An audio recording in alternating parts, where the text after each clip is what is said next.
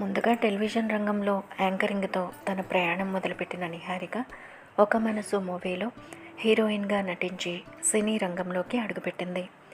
కేవలం నాగబాబు కూతురిగానే కాకుండా తన నటనతో తనకంటూ ఒక ప్రత్యేక గుర్తింపుని, అభిమానులని సంపాదించుకుంది. ఆ తర్వాత చైతన్య జొన్నలగడ్డని వివాహం చేసుకున్న నిహారిక కేవలం ఏడాదిన్నరకే అతనితో విడిపోయి విడాకులను ప్రకటించి మెగా అభిమానులను తీవ్రమైన నిరాశకి గురిచేసింది. విడాకులు తీసుకున్నాక మళ్ళీ ఈ మధ్యనే సినిమాలు, వెబ్ సిరీస్తో తిరిగి బిజీ అయింది నిహారిక. ఇక కేవలం నటనే కాకుండా కొన్ని చిత్రాలకు నిర్మాతగా కూడా వ్యవహరించింది నిహారిక. తాజాగా సాగు అనే చిత్రాన్ని చూసి నచ్చడంతో ఆ చిత్రానికి సపోర్ట్ చేసేందుకు నిర్ణయించుకుంది. ఇటీవలే ఆ సినిమా ప్రివ్యూలో పాల్గొన్న నిహారిక ఆ తర్వాత మీడియాతో మాట్లాడుతూ, సాగు అనే సినిమా ఒక ఇండిపెండెంట్ షార్ట్ ఫిలిం. ఆ సినిమా త్వరలోనే అన్ని ప్రముఖ ఓటీటీల్లో ప్రసారమవుతుంది. భూమిని నమ్ముకున్న రైతుల కష్టాలను వివరించే సినిమాయే ఈ సాగు అని చెప్పింది. అలాగే ఆ సందర్భంగా మీడియా వారు నిహారికని పవన్ కళ్యాణ్ జనసేన పార్టీకి మీరు ఎంతవరకు ప్రమోట్ చేస్తారు అని అడగగా, నేను లాస్ట్ టైం ఎలక్షన్స్ జరిగినప్పుడు ఆంధ్రాకి వెళ్ళాను.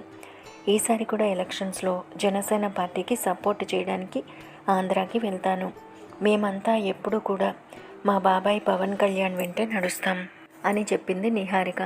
అలాగే ఒక విలేకరి, ఈ 5 ఏళ్లలో పవన్ కళ్యాణ్ రైతుల కోసం ఎన్నో కోట్లు ఖర్చు పెట్టారు.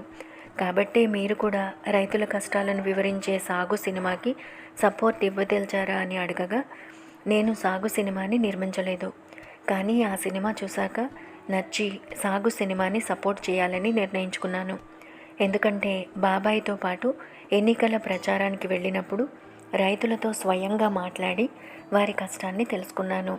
ముఖ్యంగా మా పవన్ కళ్యాణ్ బాబాయ్ వల్లే రైతుల కష్టాలు తెలిసాయంటూ ఆ విలేకరికి సమాధానమిచ్చింది నిహారిక. ఇక ప్రస్తుతం నిహారిక పలు సినిమాలకు నిర్మాతగా వ్యవహరించడమే కాకుండా మద్రాస్ కారన్ అనే తమిళ్ మూవీలో నటిస్తోంది. అలాగే మంచు మనోజ్ ప్రధాన పాత్రలో వస్తున్న వాట్ ద ఫిష్ అనే మూవీలో కూడా నటిస్తోంది. దాంతోపాటు త్వరలోనే ఆహాలో ప్రసారం అవ్వబోయే చెఫ్ మంత్ర అనే ప్రోగ్రాంకి యాంకరింగ్ చేయబోతోంది నిహారిక.